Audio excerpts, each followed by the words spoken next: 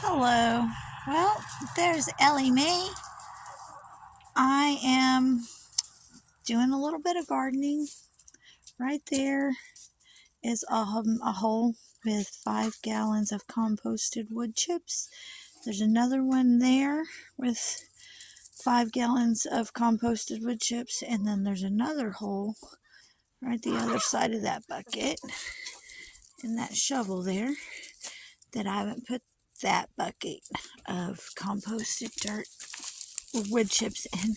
I'll show it to you so that you guys know what I'm talking about. I say it's composted pretty good. It's got some big chunks in it, but I think it'll be fine. Get out of there.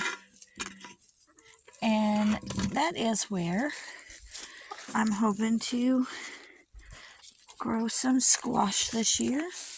I'm going to try to get some poles cut and put up a little fence around it. And I think I have some help going to make a chicken coop so that I don't have to fight with the chickens so much this year.